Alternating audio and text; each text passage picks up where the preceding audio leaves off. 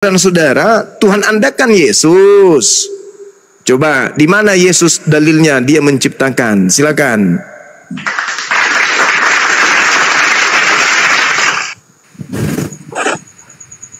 Ayo, Kristen satu wakililah. Ayo. Bah, dari yang dijemputkan Bang Dancep tadi tolong ulang biar saya mantap. Hidungmu dilepas saja hidungnya, biasa aja ngomongnya, jangan nampak kali bohongnya, ketahuan. Hidungnya atau masukkan lagi kapas, masukkan lagi hidung dua-duanya gitu coba. Ya Bang, ini aku serius, memang aku seperti ini. Jadi aku minta diolah dari data Bang Dancep biar saya bisa masuk Islam.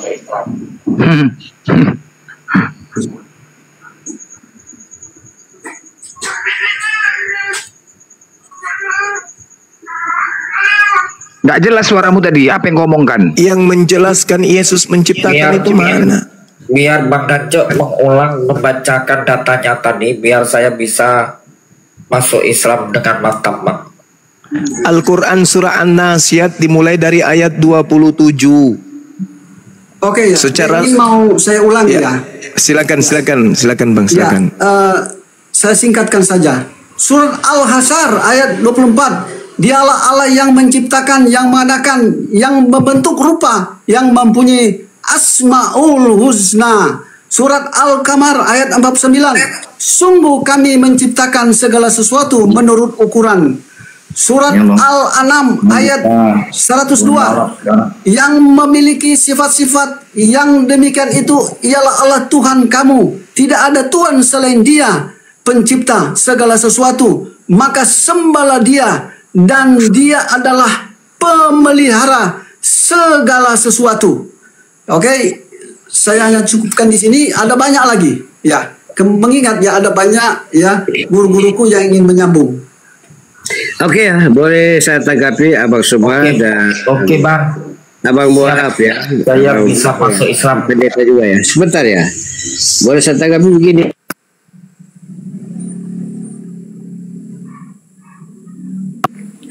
Oke Bang, saya bisa masuk Islam malam ini juga. Boleh ya, sebentar ya. Ya, karena Anda telah janji jika ada ayat Allah Sang Pencipta, Anda katakan masuk Islam malam ini. Boleh diam. Sebentar aku tanggapi dulu. Saya siap Bang. Ya, Abang belajar ya, hormat diberi Abang Suma, hormat sapu saudara itu luar biasa loh, ilmunya mantap banget ya. Abang pendeta juga ilmunya bagus lah. Terima kasih begini ya. Sebenarnya kita mau sebentar, ini sahabat kita titik-titik ini yang menyatakan diri masuk Islam. Sebentar Pak Lesi ini.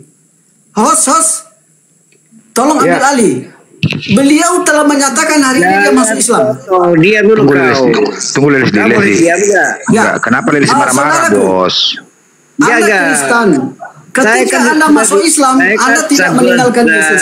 Kau diam dulu. Ketika Anda masuk Islam, Bible lah yang membawa Anda masuk Islam. Karena apa yang dilakukan oleh Islam berarti Anda masuk Islam.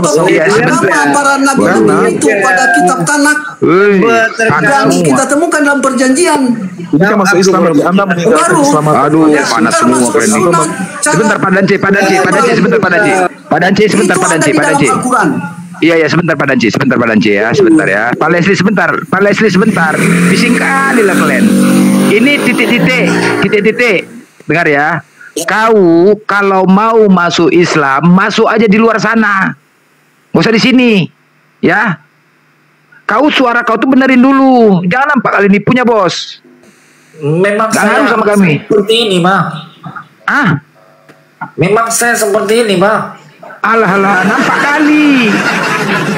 kali ketahuan kali. Kalau bohongnya. Kalau saya bisa open camp, saya bisa open camp Bang sekarang. Kurang paten apanya, nipunya, kurang paten. Ya, nah, ini orang kurang waras ya, itu. Jadi kalau mau mualaf sana aja di luar aja, nggak usah di sini ya. Oke, ya, jadi gitu aja. Begini Danci, ini saya tinggal Danci dulu. Bisa saya mengatakan bahwa bisa saya di Bang Danco. Saya lebih suka penjelasan Bang Danco. Iya, suaramu benerin dulu, ngomongmu biasain aja dulu. Kalau dia bisa buka kamera bisa aja, Bang Blender. Bisa Coba, saja. Memang banyak orang yang saya suara seperti ini, Bang Dancok. Saya memang seperti ini. Pengikutnya 0. Ininya 2. Gimana coba? Memang saya buat akun baru saja, Bang. Memang saya buat akun baru saja. Pengen belajar Islam saya, Bang. Saya memang pengen belajar Islam dan saya bisa menemukan dari penjelasan Bang Dancok.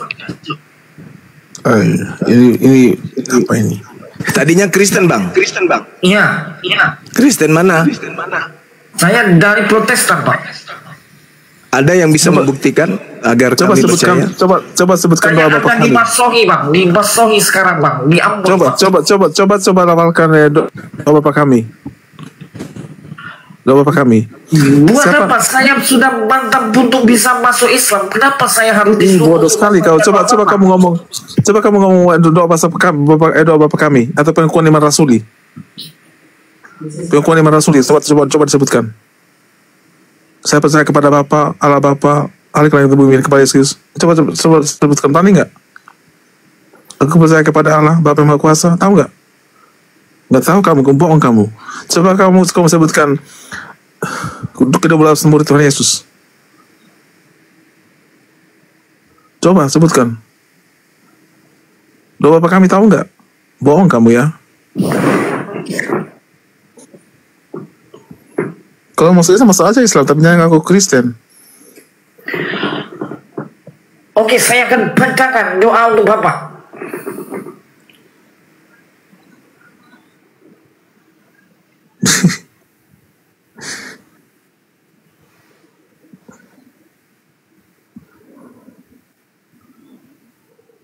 Ini orang gila ini. Ya udah lanjut diskusinya.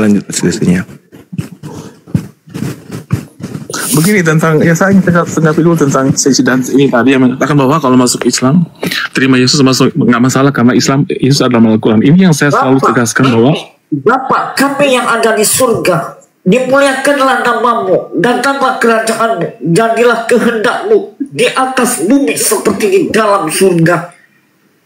Berilah kami rezeki pada hari ini, dan ampunilah kesalahan kami seperti kami pun mengampuni yang bersalah kepada kami.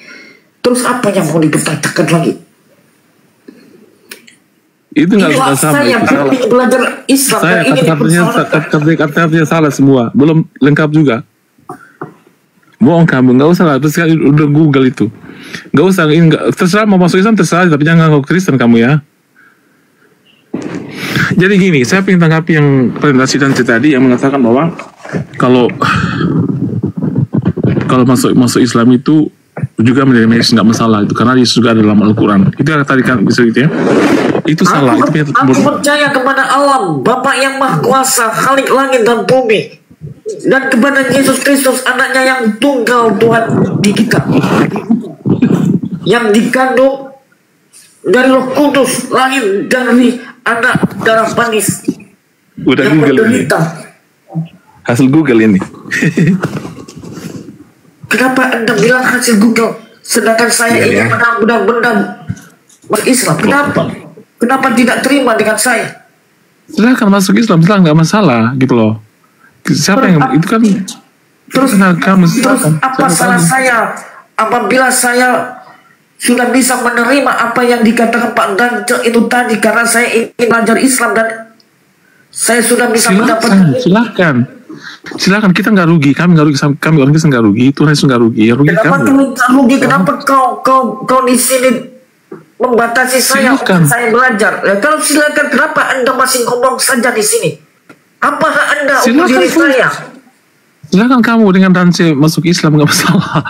Kita kenapa terus kamu nyodot di sini? Kenapa? Saya kan sudah benar-benar ingin belajar Islam, dan apa yang saya tanyakan sudah diberikan kepada Dancok. Saya dari ya sudah, kenapa Anda ngomong terus? Saya ingin dituntut. Nanti sudah nggak tahu apa-apa tentang Islam. Bisa jadi masuk Islam. Silakan aja. Aku nggak peduli. Saya cuma ingin tanggapi yang dikatakan oleh si Danci tadi tentang ini. Sebenarnya kasihan, ini banyak yang dibodohi sebenarnya tentang ini, karena banyak orang Kristen tidak tahu tentang ajaran Tuhan Yesus sehingga gampang dibodohi. Pertama, tentang klaim tadi bahwa Yesus itu dalam Quran juga ada Yesus ya, itu benar ya. Sama itu Isa Al-Masih itu memang dimaksudkan oleh Yesus dengan Yesus, tapi tidak sama gitu loh. Karena apa? Yesus dalam Al-Quran itu tidak menyelamatkan kalian. Bapa kami yang ada di surga, kuduskanlah namamu, datanglah kerajaanmu, jadilah kehendak. Bapak lagi liburan. Bapak lagi rapat, sabar. Biar dulu Saudara Randy Bang. Nanti Bapak itu kita ini bikinkan kopi. Sabar ya. Lanjut Saudara Randy. Saya tertarik untuk melengkapi itu karena ini penting gitu orang Kristen juga. Jangan mau terbodohi dengan pernyataan itu, karena Yesus dalam Al-Quran itu tidak sama dengan Yesus yang kita sembah, orang kita sembah gitu. Yesus kami sembah ini Yesus yang mengenapi nubuat dalam Kejadian 3 ayat 15 tentang di mana keturunan Hawa akan menemukan kepala ular gitu. Yesus yang mati dan bangkit dari kematian itu sendiri, mengalahkan kematian, mengalahkan kekuasaan iblis, dan dia naik ke surga. Sementara Yesus dalam Al-Quran itu Yesus yang pengecut, Yesus yang katanya diserupakan. Dan ketika pertanyaan ini tidak ada satu pun orang Islam yang bisa menjelaskan ini, karena itu betul aneh. Yesus yang diserupakan katanya, tapi ada fakta yang sangat tidak bisa dibantah bahwa ketika penyaliban itu Yesus ini yang katanya diserupakan ini, orang diserupakan ini masih berbicara kepada orang saat itu, masih minta kepada Bapa di surga, ya Bapa ampunilah mereka sebab mereka tidak tahu apa yang mereka perbuat. Masih berkata kepada Bunda Maria saat itu ketika dia disalib, dia melihat Bunda Maria di bawah kaki salibnya, dia mengatakan, ibu inilah anakmu, dan mengatakan kepada salah satu rasulnya, kepada Rasul Yohanes, inilah ibumu. Bahkan orang itu masih mengatakan Eli lama sabatani. Jadi ini satu keanehan yang tidak bisa dijawab oleh orang Islam sampai saat ini tentang fakta itu, kapan diserupakan, siapa yang diserupakan, dan segala macamnya. Itu fakta yang tidak bisa dibantah. Jadi saya mau tegaskan sini bahwa pernyataan Danci itu salah gitu ketika mengatakan bahwa Yesus juga dalam Al-Quran itu salah, itu pembodohan. Dan hati-hati teman-teman Kristen di sini yang mendengar ini, hati-hati dengan pembodohan ini gitu. Yang kedua, saya ingin tanggapi semua tadi tentang Yesus mencipta itu. Yesus ini harus diketahui, Yesus ini adalah firman yang menjadi manusia. Sebelum dia menjadi manusia, dia adalah firman yang kekal bersama-sama dengan Allah, yang saat itu mencipta bersama-sama dengan Bapa gitu kan. Lalu firman ini menjadi manusia. Dan dalil yang mengatakan Yesus adalah pencipta itu ada dalam Yohanes 1 ayat 3. Yang 1 ayat 3 mengatakan bahwa segala sesuatu dijadikan oleh dia, tanpa dia tidak ada satu pun yang telah jadi. Kemudian juga ada dalam Yohanes 1 ayat 10 tentang penciptaan Yesus ini. Jadi Yohanes ini berbicara tentang Yesus, di mana Yohanes memberitakan bahwa Yesus adalah firman yang pada awalnya bersama-sama dengan Bapa, kemudian firman itu, dan yang firman adalah Allah. Lalu kemudian firman itu menjadi manusia. Dan Yesus sendiri menegaskan itu dalam Wahyu 1 ayat 8. Dia mengatakan, aku adalah Alfa dan Omega, firman Tuhan Allah. Ya, jadi pada saat mencipta ini, Yesus ini dalam bentuk firman, belum menjadi manusia. Yang saya sebutkan tadi pada dalam adanya dalilnya yang diminta oleh Suma tadi dalam Yohanes 1 ayat 3 itu, bahwa dialah yang pencipta alam semesta ini pada saat bersama-sama dengan Bapa. Kemudian dia diutus oleh Bapa untuk menjadi manusia yang kita kenal sebagai Yesus ini gitu. Makanya Yesus dalam satu kesempatan dia mengatakan, sebelum Abraham ada, aku sudah ada. Dalam bentuk apa? Dalam bentuk firman itu tadi, yang bersama-sama, yang kekal bersama-sama dengan Bapa gitu. Dan Yesus dalam satu kesempatan juga, dia mengatakan dalam salah satu doanya kepada Bapa, dia mengatakan, ya Bapa, permuliakanlah aku seperti aku di hadiratmu sebelum dunia ada. Jadi situ jelas-jelas sekali bahwa Yesus sudah ada sebelum dunia diciptakan, dan Yesus lah yang menciptakan dunia ini beserta segala isinya, termasuk Adam dan Hawa, terus kita semua ini. Begitu. Oke, poinnya kemana? Ya, kibulannya terlalu panjang, bikin mau muntah gitu loh. Saya tanya dulu, mulut besar Anda ini, siapa yang menciptakan tangannya Yesus, si bayi imut ini? Lah, Yesus itu kan firman yang menjadi manusia. Saya ulang Dan firman lagi, saya ulang lagi. Itu bukan ciptaan. Saya ulang lagi, siapa yang mengadakan? Siapa yang mengadakan tangan imut Itu- si bayi Yesus? Jawab. Itu bukan ciptaan, tapi firman yang menjadi manusia. Itu dua hal yang berbeda. Kamu jangan menjawab di situ.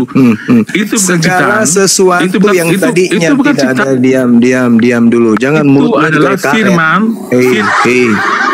Mulutmu kayak karet. Segala yang mengatakan Segala sesuatu yang tadinya tidak ada menjadi ada. Apapun cara keadaannya, itu semua adalah ciptaan, cipta, karya.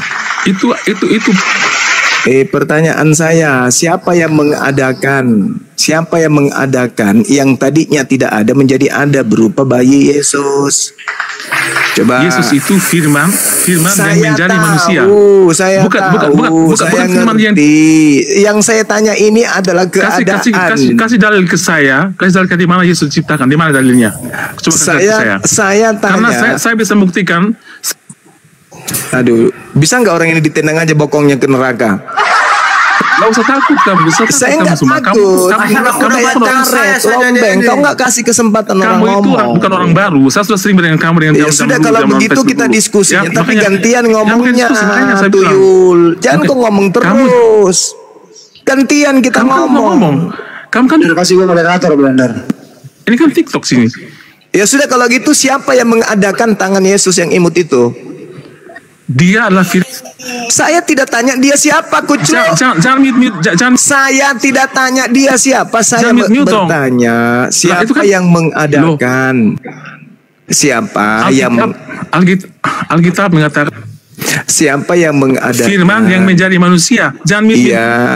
Iya, firman yang menjadi Firman manusia. yang menjadi manusia. Itu bukan Oke, ciptaan. alam Bukan semesta ciptaan. ini Itu bukan apa? ciptaan. Alam semesta ini apa yang menjadi alam semesta? Alam semesta ini ciptaan. Mana dalilnya? Ciptaan Yesus. Mana dalilnya? Saya sudah jelaskan tadi. Mana dalilnya? Saya sudah jelaskan Yohanes 1 ayat 3 itu dia mengatakan segala sesuatu dijadikan oleh dia. Segala Itu sekali sesuatu. itu. Badan Yesus itu sesuatu enggak? Segala sesuatu. Ya, Segala sesuatu. Badan Yesus kan- yang imut itu sesuatu enggak? penciptaan alam semesta itu dalam 6 hari. Jadi segala sesuatu maksudnya dalam 6 hari. Kamu itu Setelah 6 gimana? hari Kamu ditanya, segala sesuatu diciptakan oleh Dia. Dia yang bukan Yesus. Dia yang adalah firman yang melekat pada diri Tuhan. Udah turunin aja deh. Turunin. Ya, Kau turun. nggak usah takut begitu Saya nggak pernah takut sama kamu.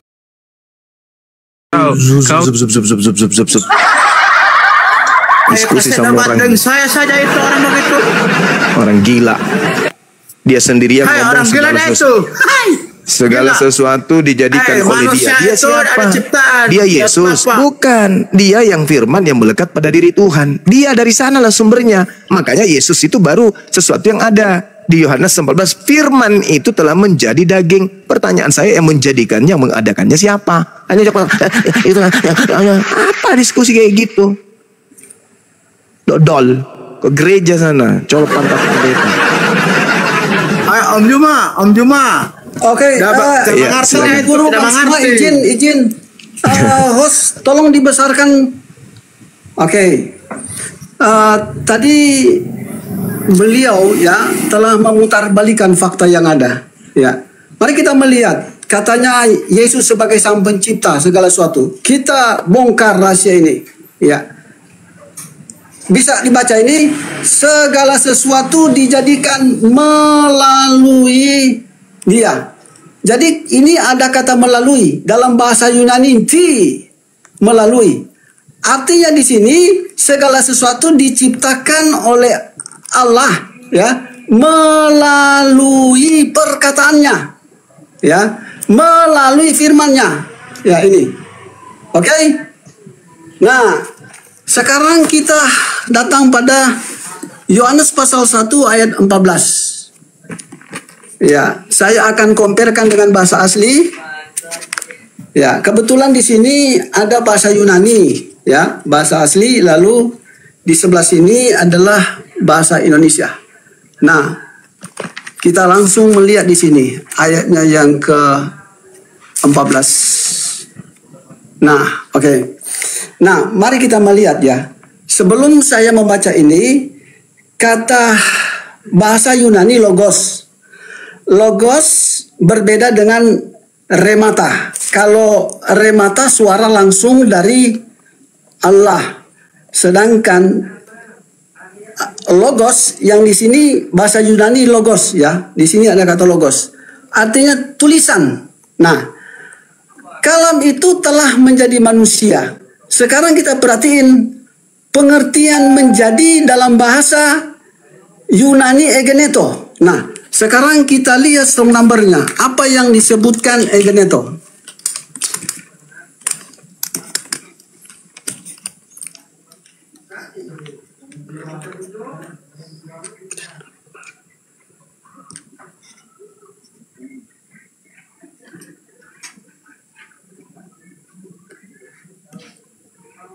Nah, kita melihat di sini ya. Iya. Logos sarx egeneto. Nah, di sini firman telah menjadi daging. Nah, kita akan lihat pengertian kata egeneto itu apakah memiliki pengertian menjadi. Nah, kita klik strong number-nya ya. Oke.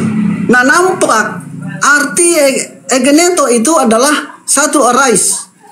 Arise artinya muncul. Baru kedua assembled. Assembled artinya dipasang. Nah, karena kata kalam itu ya, ayat 14, kata kalam itu adalah tulisan, maka tidaklah mungkin ya, tulisan itu adalah Allah. Tetapi tulisan atau firman itu akan menguasai manusia. Karena kata egeneto dalam strong number atau interlinear artinya firman itu menguasai manusia. Nah, ini memiliki pengertian bahwa manusia menerima firman. Dari mana? Kita akan melihat pada kalimat berikutnya. Kita baca. Lalu tinggal di antara kita dan kita telah melihat kemuliaannya, yaitu kemuliaan yang diterimanya sebagai sang anak. Jadi di sini telah diterangkan dengan jelas bahwa kita melihat kemuliaan yang diterimanya. Jadi apa yang dia terima itu? Yang dia terima itu adalah firman, ya, tulisan. Karena logos artinya tulisan, ya. Nah, dari mana kita bisa juga mengetahui bahwa dia menerima firman? Pada saat Yohanes melihat roh turun seperti burung merpati tinggal kepada Yesus, kita lihat pada ayatnya yang ke-32. Nabi Yahya ya pun memberi kesaksian. Katanya, aku telah melihat roh Allah turun dari surga seperti burung merpati dan berdiam di atasnya. Nah, pada saat roh diam di atas Yesus, Yesus menerima firman. Berdasarkan Yohanes 17 ayat 8, dia menerima firman. Yohanes 7 ayat 16, pengajaranku bukan berasal daripadaku, tetapi dari dia yang mengutus aku. Nah, dikuatkan kembali pada Lukas pasal 4 ayat 1. Yesus dipenuhi oleh Roh Kudus. Artinya Yesus mendapatkan ilham. Segala sesuatu yang dipikirkan oleh Yesus itu berasal dari roh yang menguasai hatinya. Demikian, silakan Bang Suma ditambahkan.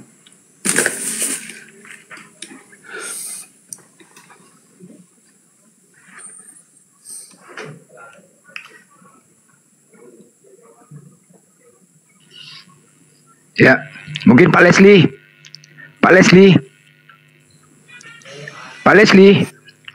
Siap, ya, hormat ya. Ya, silakan.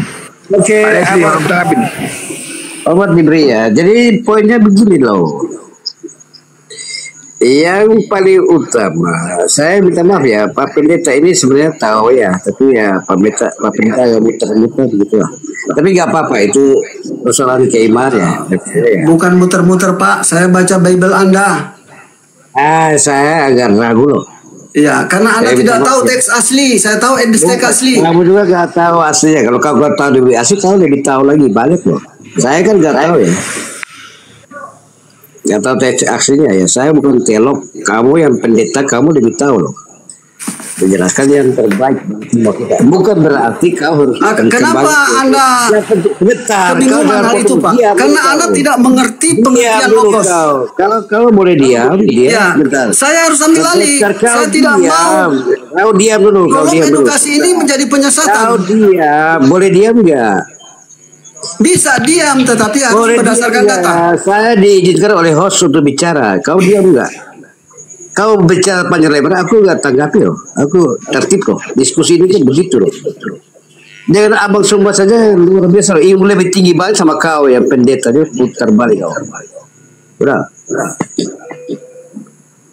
Bang semua tuh ilmu lebih tinggi dari kau loh. Lengkap loh. Lebih tinggi ya. Saya terus saja ya. Bang semua saya menghargai banget loh. Itu ilmunya lebih tinggi banget loh. Saya menyadari penguasaan dari Alkitab saya masih minim. Diskusi sama kau yang latar belakangnya pendeta ya gak ada isi apa-apa. Kalau Bang Suma luar biasa loh. Ada ya kemarin ya biasa lah Bang Suma biasa manusia begitu ya. Hormat saya tetap mendukung Bang Suma. Hormat diberi ya. Tapi ini kita diskusi aja ya, menambah kesana keimanannya ya. Gak menjudge orang lain ya gitu ya. Jadi pada prinsipnya memang Yesus betul loh. Jaminan keselamatan kan hanya di dalam nama Tuhan Yesus. Abang kan tahu loh. Yohanes 14 ayat 16, Yohanes 3 ya. Dan seterusnya. Yohanes 3 ya. Itu begitu besarnya kasih Allah akan dunia ini, maka dia menguraikan anak yang tunggal. Barang siapa yang percaya kepada tidak binasa, melainkan beroleh hidup yang kekal ya. Kemudian Yohanes 14 ayat 6 ya, jelaskan jalan dan kebenaran dan hidup. Tidak seorang pun sampai kepada Bapa di surga jika tidak melalui Dia, Tuhan Yesus.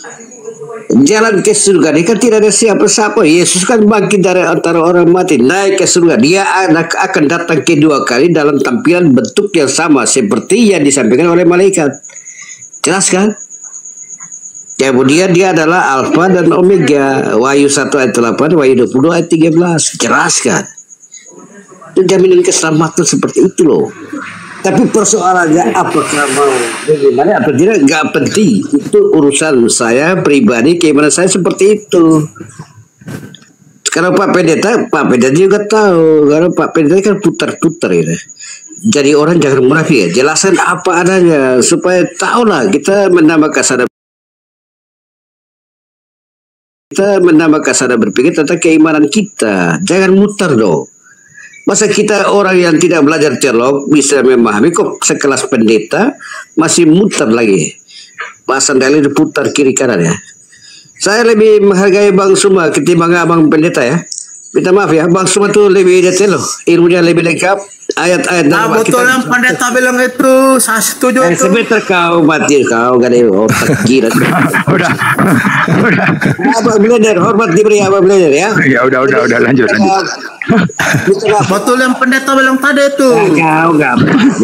Kau sebentar ya, saya lagi cari kau punya calon itu, saya bawa ke Kupang NTT ya. Kau tanda ya. Gak baik kau sembunyiin ya. Saya cari kau satu dapat bahwa itu kau punya calon. Udah Pak Leslie, langsung aja Pak Leslie pada poinnya masalah data. Ya, jadi ya, langsung aja. Ya, jadi memang Yesus itu jaminan keselamatan ya. Filipi 2 ayat 10. Ya, Yesus berkuasa di surga, di atas bumi dan di bawah bumi. Kemudian Filipi 2 ayat 7 ya, Allah mengambil rupa sebagai seorang hamba supaya dia menjadi sama dengan manusia. Kolose 2 ayat 9. Dalam tubuh jasadnya Tuhan Yesus itu ada kepenuhan kealahan itu sendiri. Oke, 1 Petrus 3 ayat 18 ya. Dia mati di kayu salib sebagai seorang manusia ya. Itu juga di penegasannya di itu di Filipi 2 ayat 8 ya. Sudah jelaskan semua. Secara manusia mati di kayu salib untuk menebus dosa umat manusia. Dan jangan lupa loh, abang pendeta, abang kan tahu loh, iman Kristen itu dengan kebangkitan Tuhan Yesus, maka iman Kristen itu menjadi kukuh dan kuat loh. Ya? Abang tahu loh. Jadi begitu loh. Dan begini ya, dia akan datang sebagai hakim ya deh. Saya bukan diskusi dulu ini ya. Saya sudah diskusi lintas ya. Sampai semua banyak yang menjelaskan. Dan akan datang sebagai hakim yang adil itu Yesus Kristus. Ya. Cuma satu aja. Itu saksi dia utusan. Sabar. Berarti kau otak kau sebentar ya. Saya cari kau perempuan, saya bawa ke ketua Pak ya. Bentar, kau diam dulu. Panjang kali ngomongnya Pak Leslie. Tuan rumah, sebentar. Putar balik Leslie ini. Matius, ntar dulu Matius. Matius, ntar dulu jangan diganggu. Boleh diam nggak? Ada Bang Juma di sini, jangan diganggu. Ada Bang Juma, saya hormati. Bang Juma tuh ilmu lebih lengkap loh, lebih tinggi banget loh ketimbang saya. Minta maaf ya. Saya Iya Pak Leslie, nggak usah panjang kali juga, nggak usah kemana-mana, fokus saja. Siap, Abang bilang. Oke, sudah. Untuk di sini saja. Hormat. Tidak usah panjang mau bicara, langsung saja. Jangan Saya sebentar boleh. Kita sakit Kayak lagi. gini, Nanti Saudara Leslie, Anda mencoba menggabungkan dua ajaran. Ajaran Yesus anak Maria dengan ajaran Kristus yang datang kepada Paulus. Memang nampak bagus, karena dua-duanya Anda ambil. Seakan-akan apa yang ditorehkan Paulus itu bersumber dari anak Maria. Padahal tidak, Bang. Anak Maria itu diceritakan di dalam Lukas 1 ketika diceritakan tentang silsilah beliau. Di data nomor 33-nya diterangkan Yesus akan menjadi raja atas kaum keturunan Yakub sampai selama-lamanya. Saya ulang, Yesus akan menjadi raja atas keturunan Yakub sampai selama-lamanya. Jadi dia hanya raja bagi keturunan Yakub. Abang Leslie kan bukan keturunan Yakub. Ini dalil. Kemudian, sabar. Kemudian, mulai sekarang, saudara-saudara Kristen ini coba deh. Coba dipilah-pilah. Apakah betul ada Kristus palsu? Itu dulu poinnya. Yesus ketika mengajar, Bang, dia anggaplah kepala sekolah. Anggaplah dia seorang guru. Rabam Wamaran, dia adalah seorang guru dan tuan. Bagi siapa? Bagi Bani Israel. Ruang lingkup pengajarannya tentu sub-sub materi yang diterima dari Elohim. Sedangkan murid itu Bani Israel. Jadi setiap ucapannya, setiap keputusannya, setiap ungkapan, penyampaian, risalah kedatangannya, semua terlontar hanya untuk Bani Israel. Nah, itu dulu, dibungkus itu dulu, bahwa Yesus ketika berbicara, itu hanya untuk Bani Israel. Dia tidak pernah berbicara untuk Roma, untuk Yunani, apalagi untuk kita orang Indonesia. Gak ada. Akan tetapi, berbeda dengan Kristus yang datang kepada Paulus. Dia memang sengaja untuk menjadikan seluruh bangsa menjadi pengikutnya. Berbeda dengan Kristus anak Maria, aku diutus hanya kepada domba yang sesat dari umat Israel. Jangan dicampur adukan antara utusan Tuhan kepada Bani Israel bernama Yesus dengan yang mengutus Paulus untuk seluruh bangsa. Itu berbeda oknum. Nah, di dalam kisi pengajarannya jelas referensinya adalah Taurat, Kitab Tanah, Ketubim, Neviim. Tidak bisa kita campur adukan. Yesus tidak pernah mengajarkan Efesus. Yesus tidak pernah mengajarkan Roma, Galatia, Filipi, Kaliki, padahal Lepararang. Tak ada itu Yesus ajarkan, itu nggak ada. Itu adalah pengajaran yang menjadi bisikan dari Kristus yang datang kepada Paulus. Itu Kristus beda, Bang, yang menciptakan keadaan di mana Paulus terangkat menjadi nabinya, menjadi rasulnya untuk mencari pengikut dari non-Yahudi. Jadi Yesus itu hanya untuk Bani Israel. Dia tidak pernah menyentuh ajaran Lukas, Markus, Matius, Yohanes. Kitab-kitab itu Yesus tidak kenal. apalagi surat Paulus. Kenapa ada Lukas, Matius, Yohanes menceritakan tentang Yesus? Karena mereka sedang menceritakan tentang peristiwa yang terjadi antara Yesus sang Nabi yang datang kepada Bani Israel. Kenapa muncul di Kristen? Karena bapak-bapak gereja mula-mula mengambil kitab-kitab yang sesuai dengan mandat daripada orang-orang Roma Yunani, kekaisaran penguasa pada saat itu. Maka loloslah 4 kitab ini. Jadi tak ada urusannya Yesus dengan Kristen. Tetapi kalau Kristus ya memang betul. Kristus ini menginginkan seluruh manusia menjadi pengikutnya. Setelah menjadi pengikutnya apa? Menjadi bukan penyembah Tuhan lagi. Jadi Kristen itu bukan penyembah Tuhan. Kristen itu penyembah Kristus yang mereka tuhankan. Jadi ada Kristus yang dilantik menjadi Tuhan oleh Elohim. Makanya Petrus berkhotbah di dalam Kisah Para Rasul 2 nomor 36. Yesus yang telah kau salibkan itu telah dijadikan menjadi Tuhan dan Kristus. Untuk siapa? Untuk kalian. Syukran Bang Afida. Itu dia. Jadi bedakan Bang antara Yesus anak Maria dengan Yesus Kristus yang datang kepada Paulus. Dan memang Yesus berkata begini, anak Maria berkata begini, waspadalah agar kalian jangan disesatkan. Kalian ini siapa? Kalian ini muridnya Bani Israel. Sebab akan datang banyak penyesat dengan memakai namaku Yesus dan berkata, akulah Kristus. Dia akan menyesatkan banyak orang. Nah, penyesat itu bernama siapa Bang? Yesus Kristus. Itulah yang kalian ikuti. Tetapi kalian tidak mau meninggalkan Yesus anak Maria. Karena namanya sama, tapi pribadinya berbeda. Begitu Abang Lesti. Silakan. Sebentar Bang Leslie, sebentar ya Pak Leslie ya.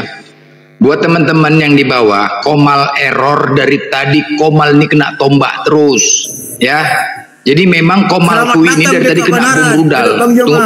Iya, tunggu dulu Matius. Jadi teman-teman di bawah, tapi walaupun ditombak, Komalku tetap kuat insya Allah. Karena apa? Persaingan sama Edis. Jadi bantulah, ya.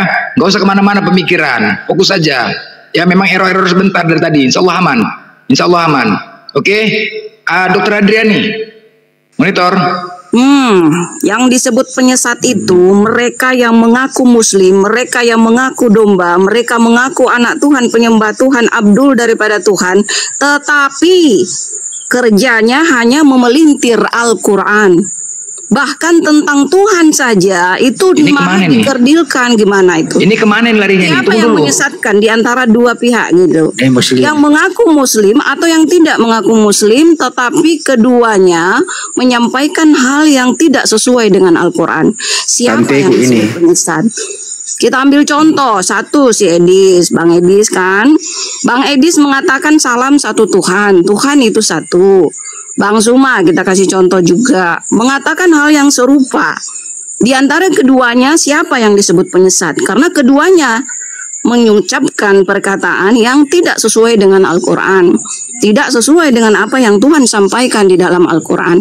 Nah, siapa yang disebut penyesat? Mereka yang mengaku Muslim, Bang Zuma yang mengaku Muslim, atau si Edis yang tidak mengaku Muslim? Siapa yang penyesat di situ?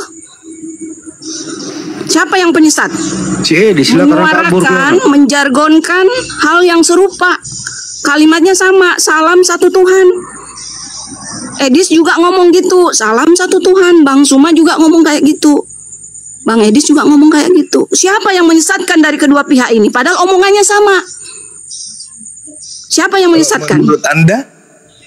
Siapa yang menyesatkan? Kalau menurut Anda siapa? Nah, yang berkedok. Yang berkedok. Ya siapa? Yang berbulu Muslim. Siapa yang berbulu Muslim? Saya Muslim. Atau Bang Zuma? Saya Muslim. Yang berbulu Muslim. Saya Muslim.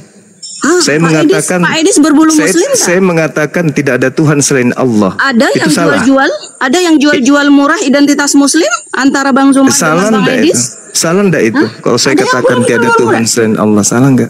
Iya, ada. Salah. Ada perkataan Edis yang tidak sama dengan perkataanmu. Ya urusannya dia. Edis mengatakan apa? Edis? Salam satu Tuhan sama aja dengan kamu. Terus kenapa si Edis dikatakan menyesatkan kamu? Tidak. Loh, jadi kalau saya mengatakan satu Tuhan itu sesat rupanya? Jadi Edis mengatakan salam satu. Gila kau. Makanya jangan terlalu banyak makan timun.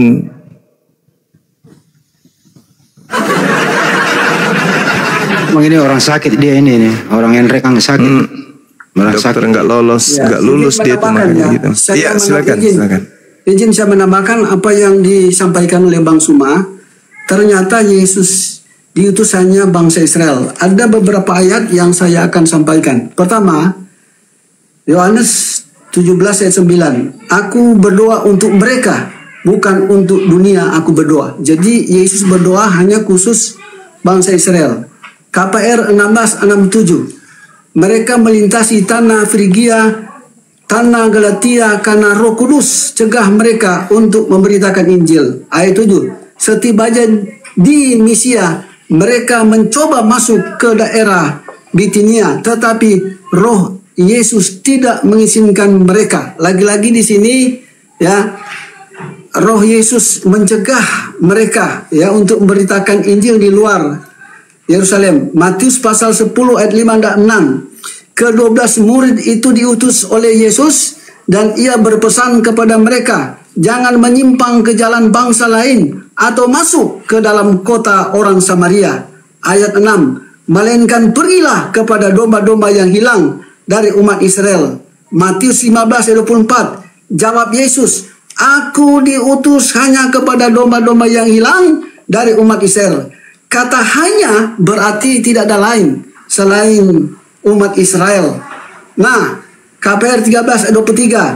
Sesuai dengan yang telah dijanjikannya, dari keturunannya lah Allah telah mendatangkan juru selamat bagi orang Israel, Yesus. Jadi yang mendatangkan dan yang menentukan adalah Allah, ya, bukan Petrus, bukan Paulus, tetapi Allah sendiri menentukan Yesus juru selamat bangsa Israel. Yohanes 5:45. Jangan kamu menyangka bahwa kamu di hadapan Bapa yang mendakwa kamu adalah Musa, kepadanya lah kamu akan menaruh pengharapan. Nah, karena sebentar ya yang akan menghakimi bangsa Israel, dia akan datang untuk menghakimi bangsa Israel adalah Yesus orang Israel, maka pendakwa adalah orang Israel.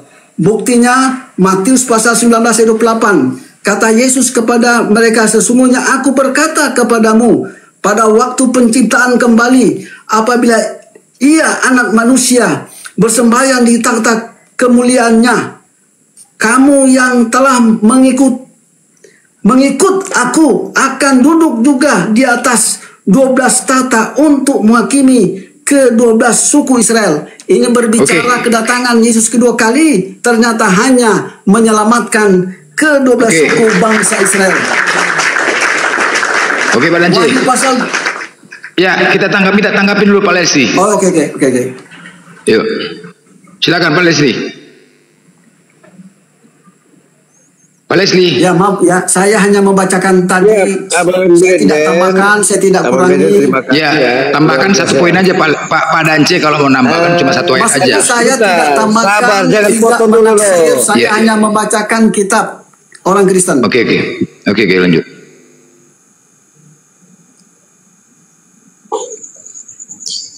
Matius 28 ayat 19 ya. Ketika kenaikan Tuhan Yesus, dia perintahkan kepada murid-murid apa? Abang Dance apa dari Kristen kan? Tahu kan?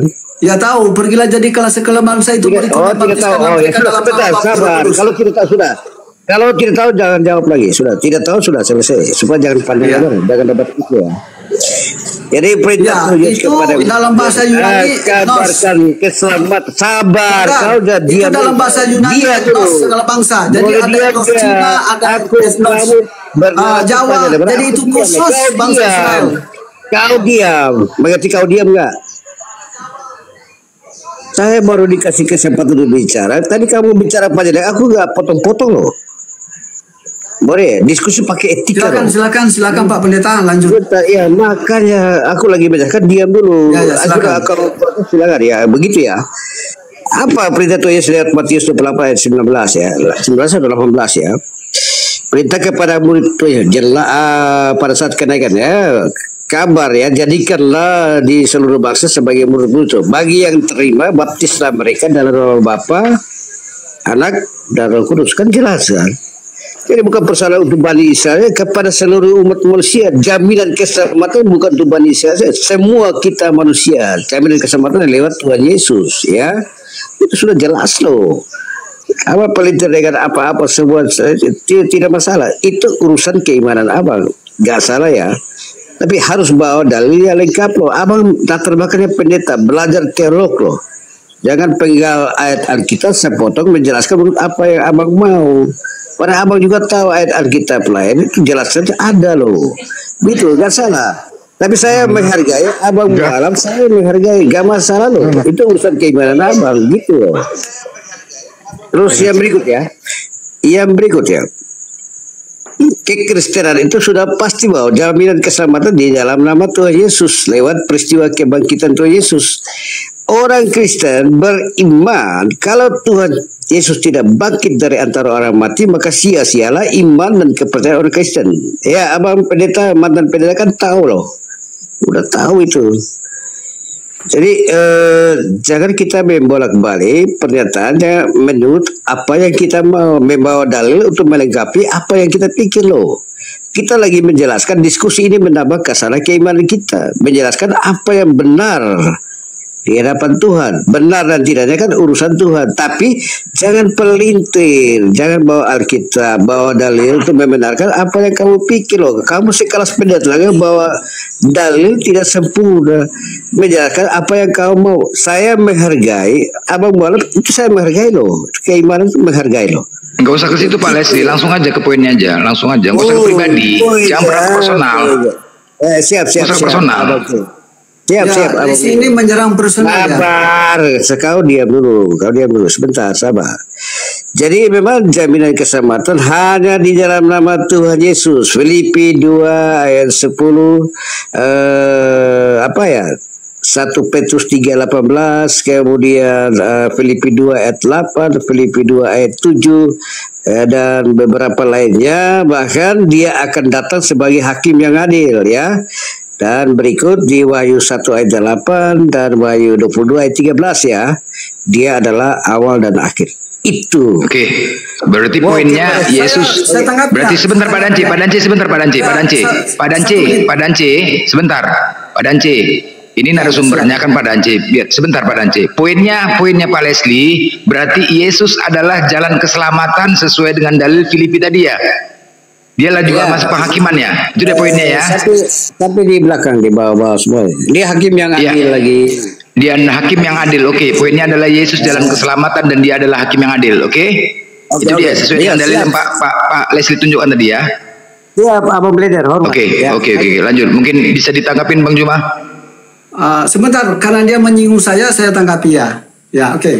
Ada dua hal ya. Saya tanggapi Matius pasal 28. Enggak, iya Pak Dance. Ini giliran narasumber Bang Juma. Pak Dance, mohon izin Pak Dance ya. Pak Dance udah tadi Pak Dance. Mohon izin Pak Dance ya. Mohon izin ya. Silakan Bang Juma. Iya, baik. Mohon izin Bang, nanti habis ini Pak Dance lagi sebentar aja. Jadi Bang Leslie, itu ucapan makhluk yang keluar dari kubur itu, itulah yang dimaksud Yesus akan menyesatkan banyak orang. Waspadalah kepada penyesat yang datang kepadamu dengan memakai namaku. Bagaimana caranya kita mengukur itu Bang? Yesus anak Maria berapa kali diuji dan dicobai oleh iblis. Kenapa iblis memilih Yesus Kristus? Karena Yesus Kristus itu memiliki nama besar. Yesus Kristus itu banyak kemudian orang yang takjub akan kehebatannya. Kalau iblis memilih kemudian selain Yesus, tidak ada orang yang percaya. Misalnya iblis memilih Yudas, tidak akan ada yang percaya nama Yudas itu. Tapi kalau memilih nama besar Yesus, iblis akan banyak menyesatkan orang. Nah, polanya di mana? Ketika kemudian kita lihat Yesus, Matius 4, Lukas 4, dan beberapa dalil Yesus itu dicobai. Pencobaan iblis kepada Yesus Bang, membujuk Yesus untuk menjadi pasukannya. Mau Yesus itu menjadi prajurit iblis. Wahai Yesus, jika engkau menyembahku, aku akan memberikan kuasa langit dan bumi, dan aku berhak memberikan kepada siapapun yang aku kehendaki. Pertanyaannya bang, anak Maria terima enggak? Anak Maria terima enggak? Tidak. Yesus tidak mau. Maka karena Yesus tidak mau, oleh karena itu Yesus kembali kepada standar pabriknya. Apa standar pabrik daripada Yesus? Aku tidak dapat berbuat apa-apa dari diriku sendiri. Catat itu bang, catat. Yesus tidak menerima kuasa langit dan kuasa bumi dari iblis. Dengan kata lain, Yesus masih standar pabrik dia. Produk pabriknya nggak pernah berubah. Kisah Para Rasul 2 nomor 22, orang Israel harus tahu bahwa Yesus yang kumaksud ini adalah Yesus dari Nazaret. Dia adalah orang yang ditentukan oleh Tuhan untuk melakukan mujizat, tanda-tanda, kekuatan yang dilakukan oleh Tuhan melalui perantaraan Yesus. Jadi Yesus itu tak bisa berbuat apa-apa. Adapun dia membangkitkan orang mati dan seterusnya, itu Tuhan yang melakukan melalui perantaraan dia.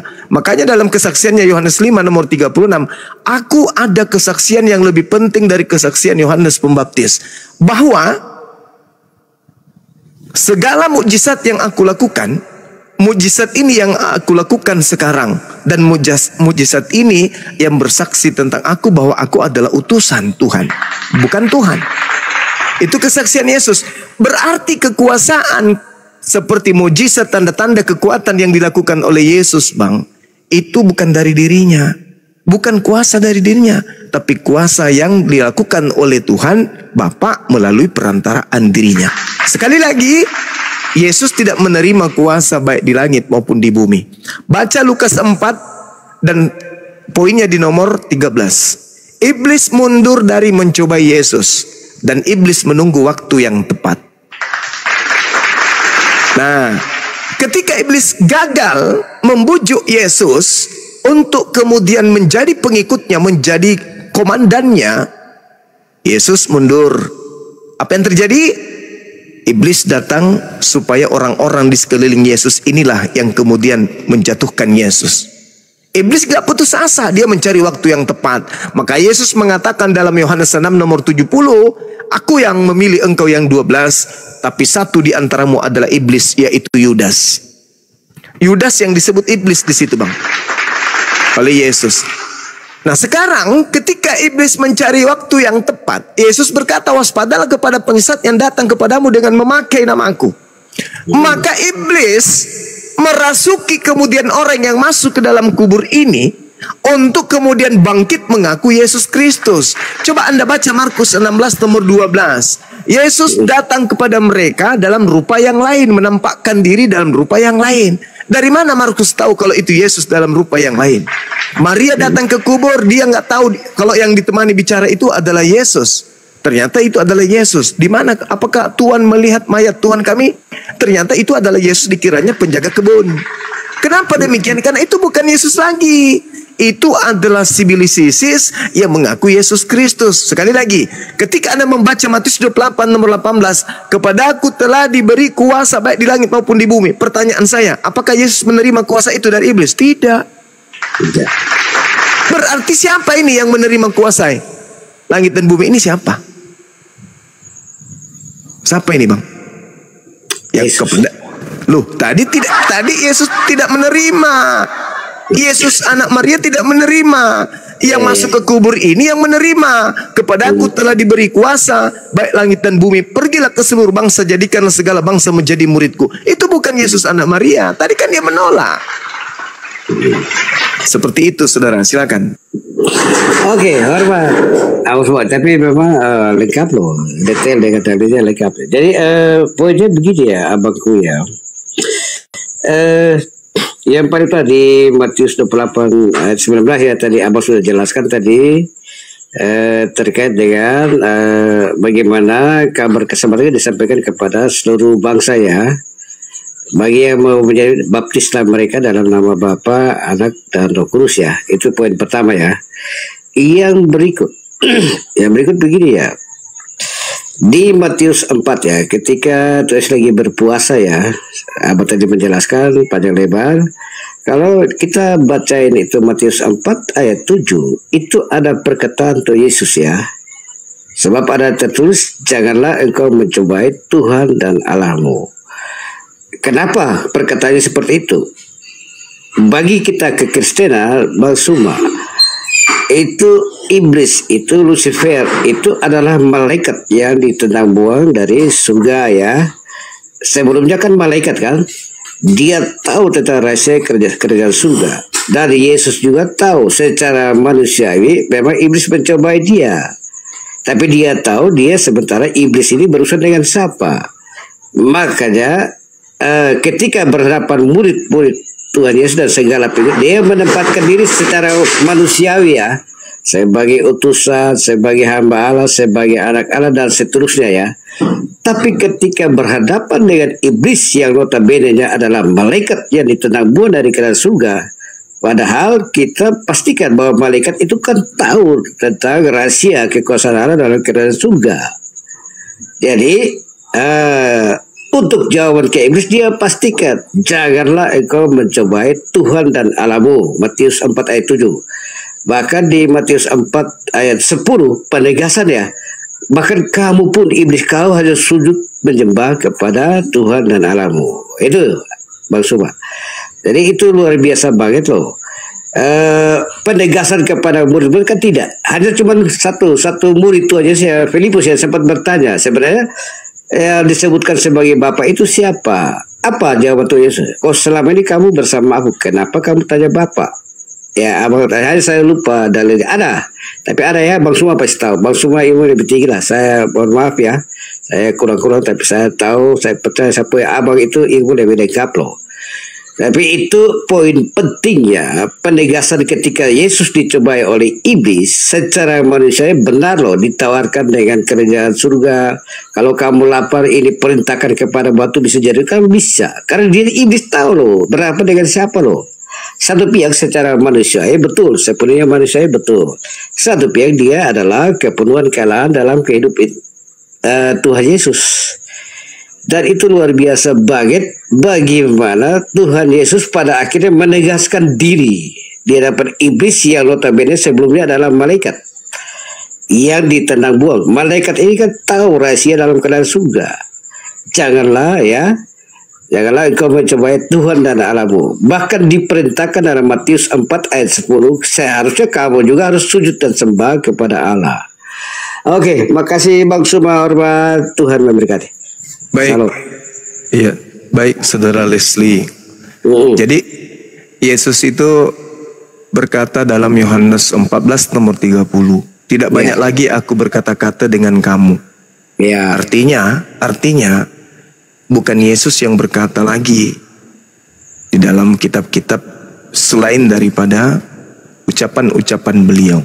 Seperti Roma, Filipi, itu bukan ucapan dia. Dan dia katakan begini, penguasa dunia ini yaitu iblis datang. Tidak banyak lagi aku berkata-kata dengan kamu sebab penguasa dunia ini datang. Penguasa dunia itu siapa? Iblis. Dan dia tidak berkuasa sedikit pun atas diriku. Iblis ini tidak berkuasa sedikit pun atas diriku. Jadi ketika iblis mencoba untuk merasuki Yudas, itu tak berhasil.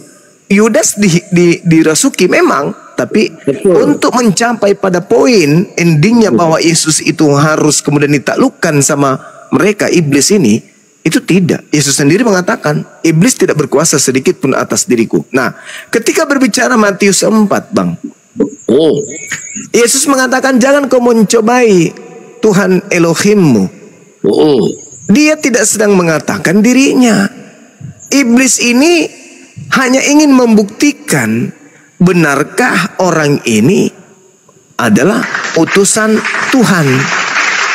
Kalau dia benar utusan Tuhan, berarti saatnya kemudian kita, iblis ini bereaksi. Anak Tuhan ini harus kita jadikan sebagai sandaran untuk bagaimana bisa menyesatkan banyak orang. Kalau engkau adalah anak Tuhan, jatuhkan dirimu ke bawah, sebab ada tertulis. Tuhan akan datang dengan mengutus malaikatnya agar kakimu jangan terantuk kepada batu. Ya. Nah, ternyata benar-benar tertulis di dalam Mazmur 91.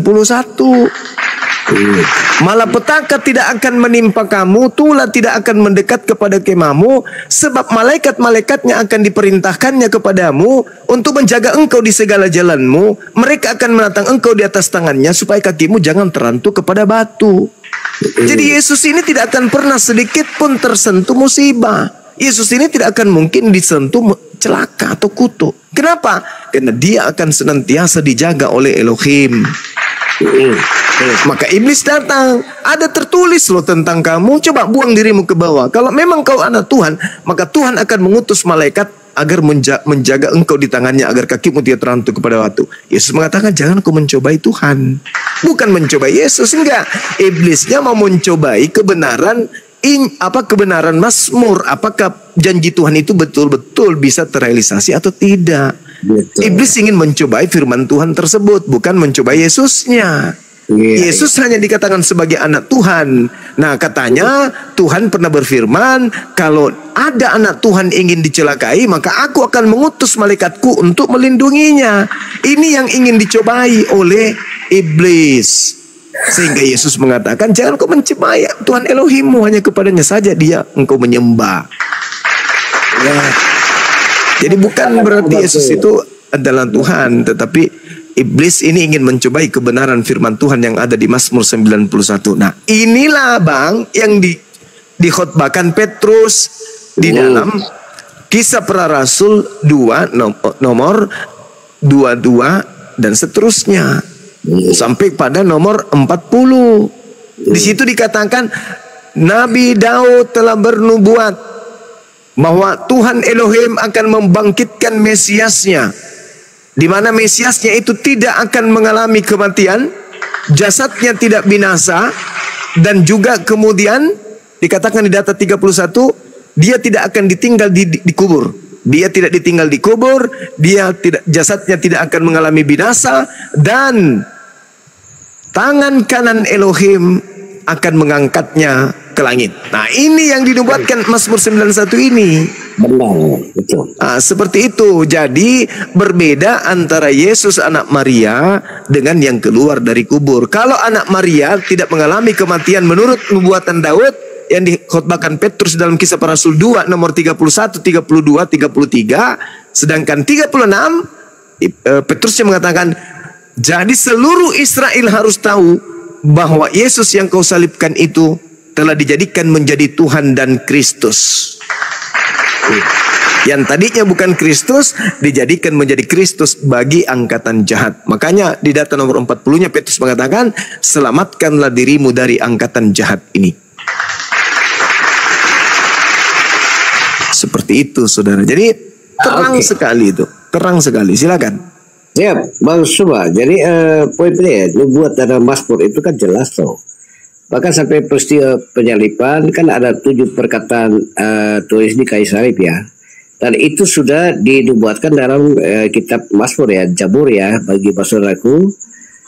Daud menjelaskan dalam kitab Mazmur detail banget loh abangku. Itu kan selisihnya ya ratus atau ribuan tahun sebelumnya itu dinubuatkan loh. Dan itu juga terjadi dalam peristiwa penyampaian Tuhan Yesus itu kan jelas ya. Mazmur 22 ayat 15 sampai ke berapa ya? 19 atau 20 ya. Jelaskan secara detail tentang peristiwa itu ya.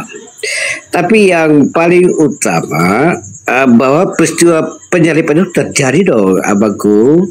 Karena apa? Selain apa yang dibuatkan dalam perjanjian lama dan terverifikasi, tervalidasi, karena peristiwa penyaliban bukan hanya kita berhayal-hayal, tetapi memang itu atas tuntutan dari imam orang Yahudi, imam-imam orang Yahudi, ahli-ahli Taurat, orang Farisi di bawah kepimpinan Imam Kayafas ya.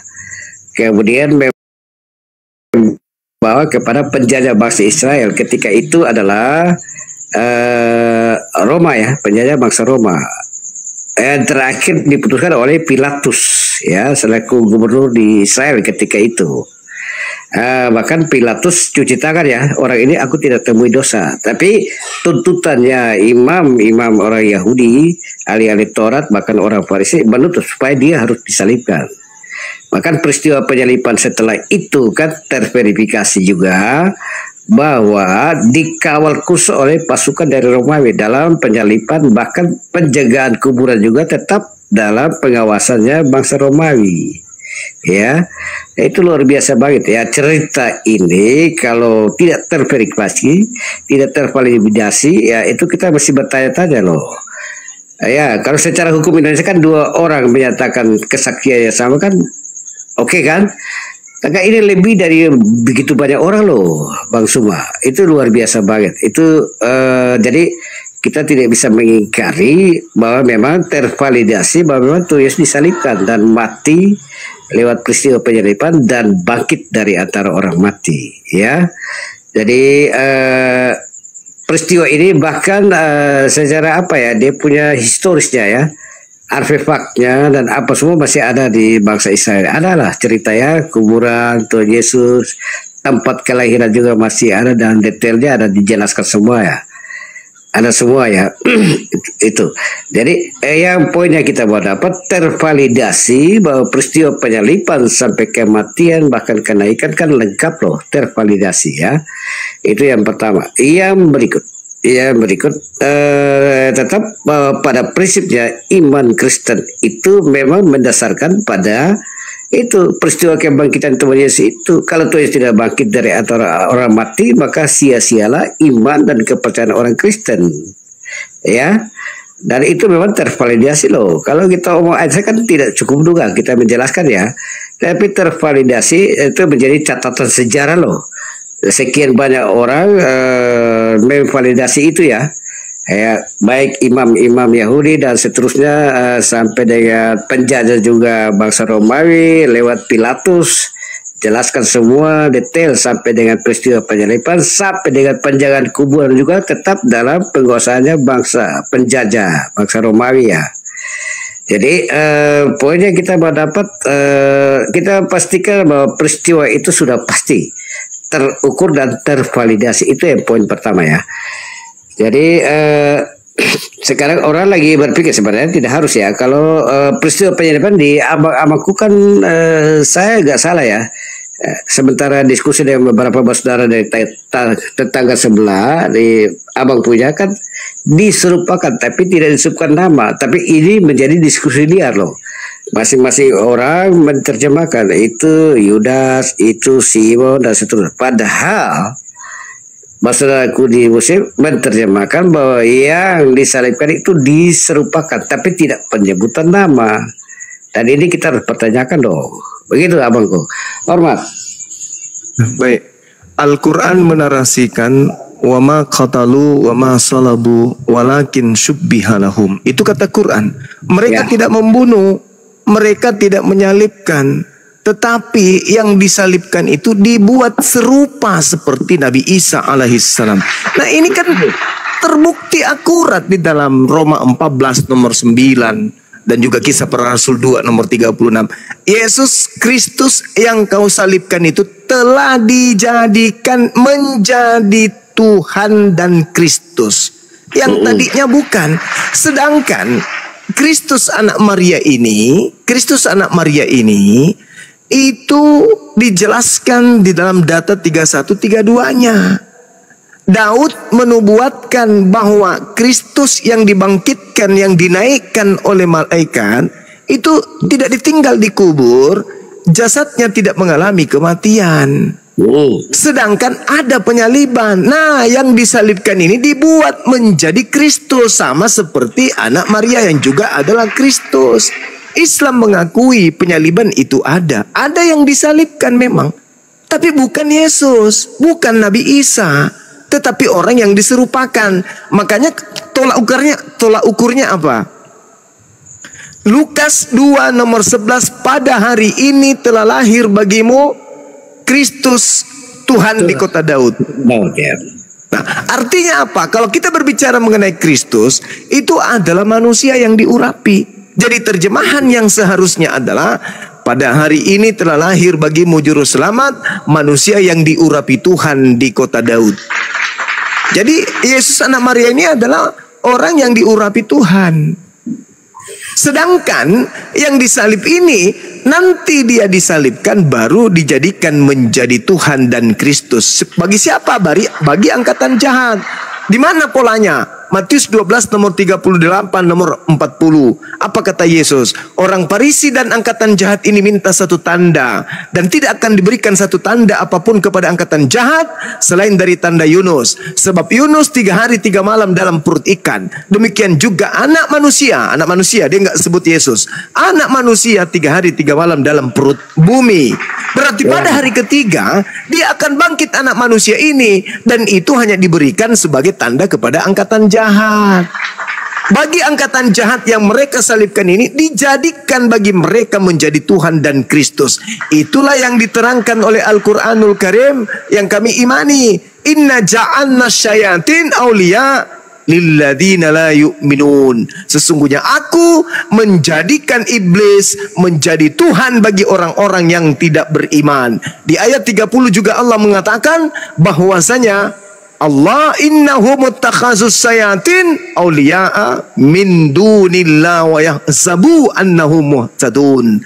Mereka menjadikan iblis sebagai Tuhan mereka selain daripada Allah. Mereka mengira bahwa mereka mendapatkan petunjuk, padahal mereka hanya tersesat karena mereka melampaui batas. Wa qaulihim, karena ucapan mereka bahwa mereka telah membunuh nabiku, padahal tidak. Itu yang diterangkan Al-Quran.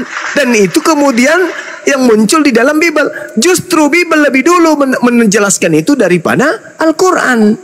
Nah, satu hal lagi saudara.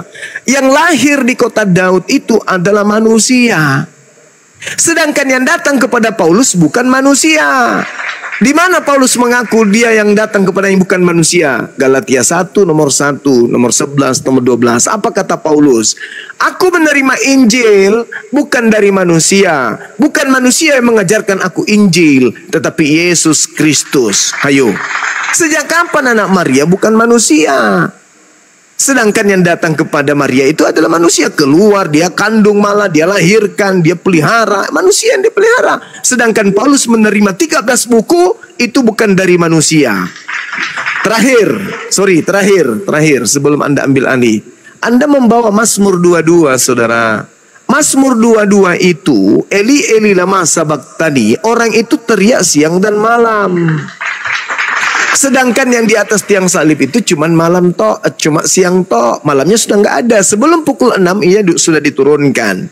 Nah, satu hal, apakah itu adalah Yesus anak Maria? Bukan. Kenapa bukan? Coba Anda baca di dalam Yohanes 8 nomor 14. Yohanes 8 nomor 29, sorry. Apa kata Yesus?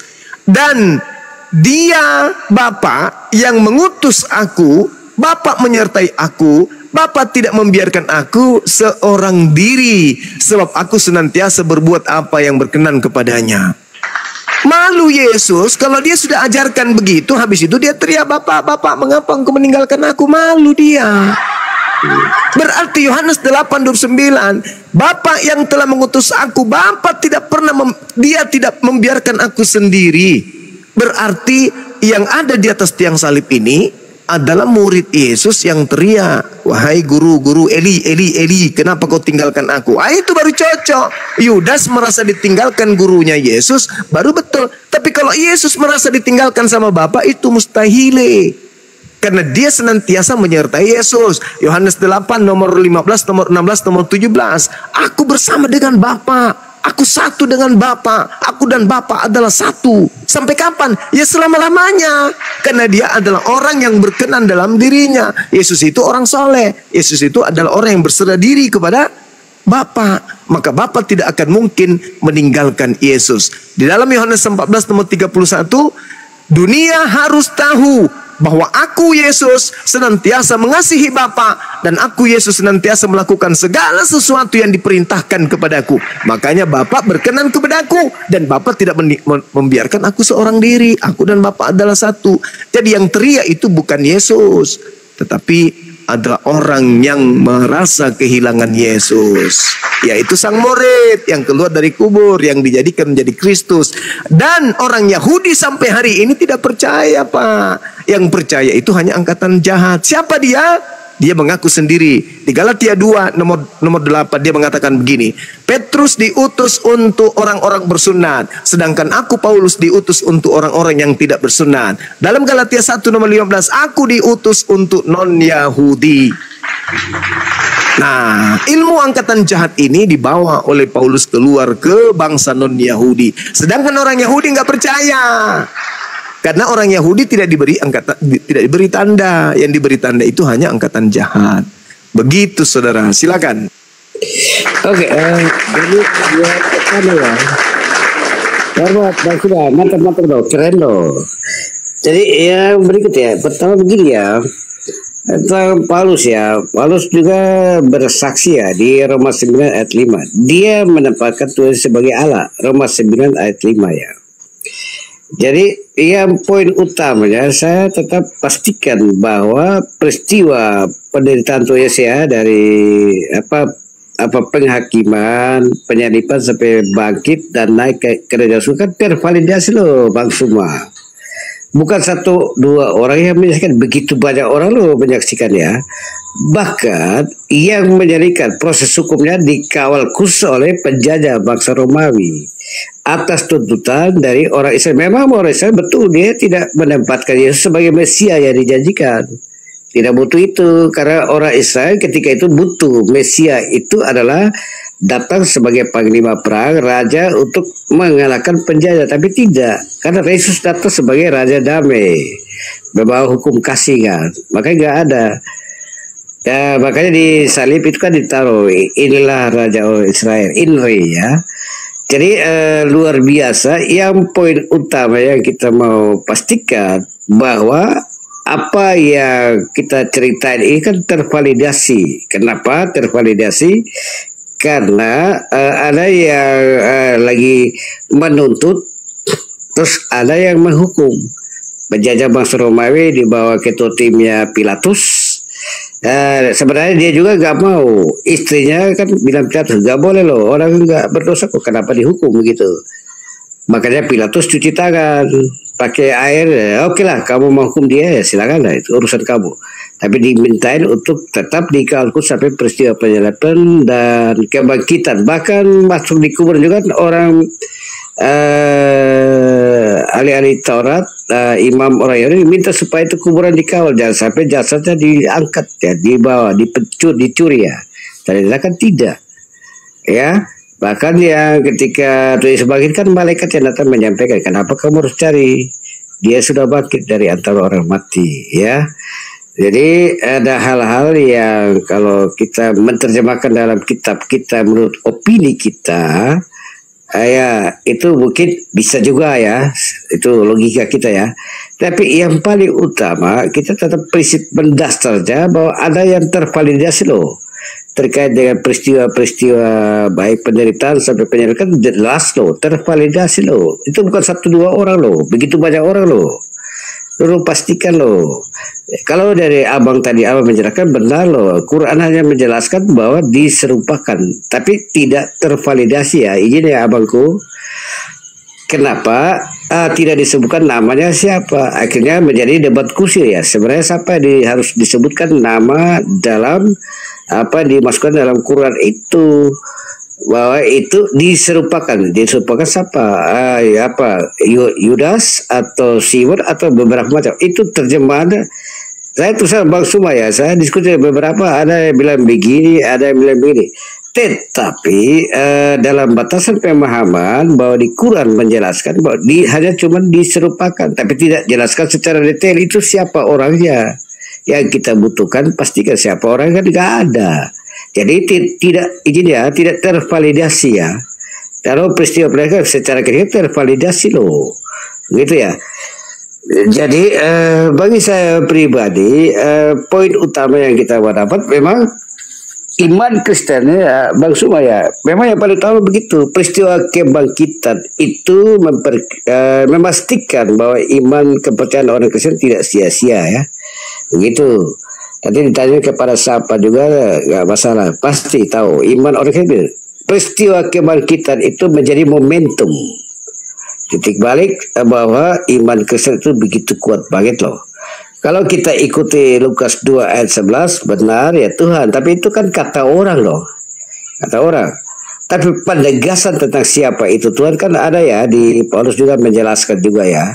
Dengan peristiwa kebangkitan itu memastikan bahwa memang dia itu adalah Tuhan itu sendiri, itu terverifikasi ya. Kalau sebentar ya, saya terus terang ya, di Kota Kupang Abang Suma sebentar ada kawan yang mati dan dikasih tahu ya, dikabarin ya, itu orang aliran denomnya Yehova Bang Suma. Dia bilang 3 hari dia bangkit. Jadi kamu gila loh. Orang ini tidak dibuat. Kalau kaget bilang mau bangkit 3 hari, heboh di Kota Kupang, viral waktu itu. Ternyata kan tidak bangkit. Berarti omong kosong doang kan. Satu pihak, misalnya Lukas itu pastikan Tuhan, tapi itu kata Lukas. Tapi terverifikasi dengan kematian Yesus dan bangkit itu memastikan bahwa memang Yesus adalah Tuhan ya. Gitu. Kalau tidak dibangkitkan orang mati ke Kristen, barangkali mungkin ceritanya akan mungkin berbeda. Tapi dengan peristiwa kebangkitan dan kenaikan Tuhan di kayu di surga, memastikan iman kebangkitan orang Kristen sudah pastilah, jalannya sudah ada, pastinya seperti itu. Terus berikutnya tentang surga juga ya, saya juga lagi bertanya-tanya, kan kita belum innalillahi itu. Saya nggak tahu ya surga ini seperti apa ya. Saya pernah ya dengan Abang Suma saya sudah sampaikan pada diskusi ya. Karena begini loh, kita mati ini kan masih menanti penghakiman yang terakhir. Bagi kekristenan, hakim yang adil itu adalah Tuhan Yesus. Nah, sementara kita menanti penghakiman yang terakhir sebagai hakim yang adil, sebenarnya kita parkir di mana begitu? Ya, ada yang bilang di Taman Firdaus, dari versi saudaraku ada bilang di Jannah dan seterusnya ya. Tetapi itu kan kita masih berpersepsi menurut apa yang ditulis dalam kitab kita masing-masing. Tapi kepastian seperti itu nggak tahu ya. Saya tadi baru saja selesai diskusi dengan Ibu siapa, Sophia Latro, Sophia siapa tuh? Berarti Pak Leslie, ini temanya lain lagi, bahas ke surga lagi nih, bukan ke Tuhan. Oh ya boleh, Abang boleh ini tapi ya oke dah. Ya kan artinya lari-lari tadi. Diskusi satu lah, kita maksudnya. Iya, Abang belajar juga ilmu tiga.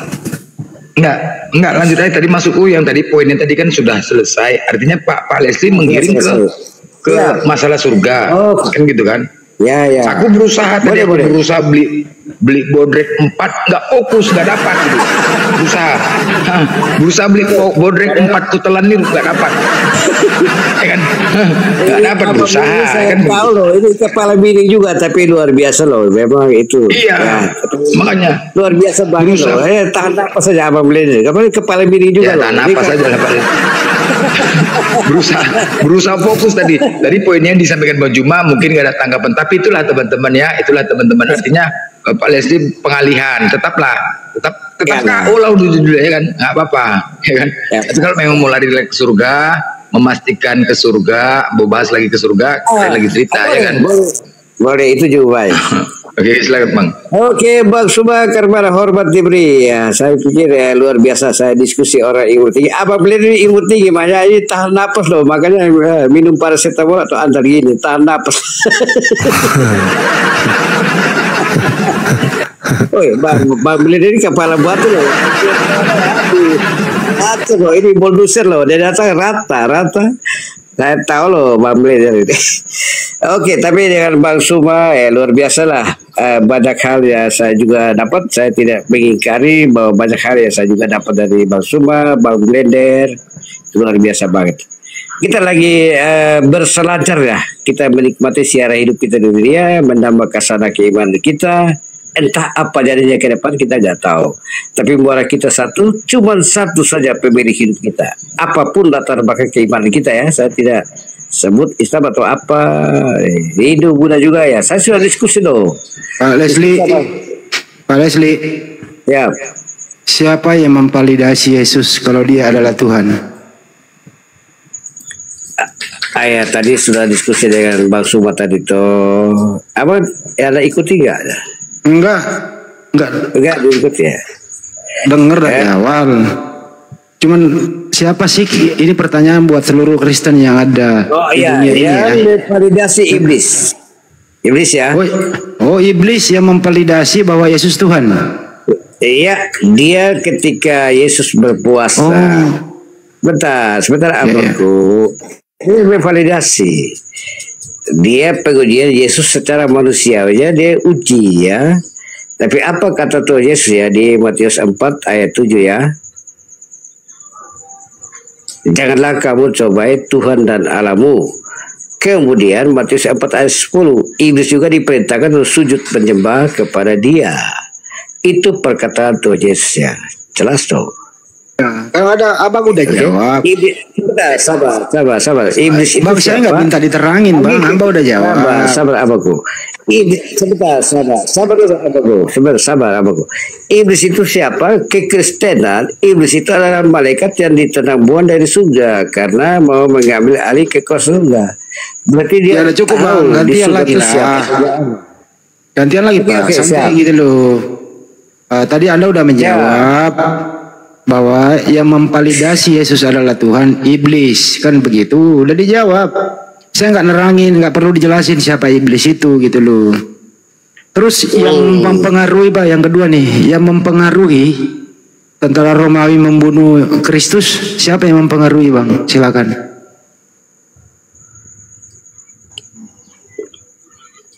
Yang pertama ya. Jadi ini kalau ceritanya agak panjang banget loh, tapi ya minta maaf ya. Abang host, Abang Bleder ini Abang Bleder keras banget loh. Nah ini ya Abang Bleder, tapi ini agak panjang jadi saya jelaskan begini ya.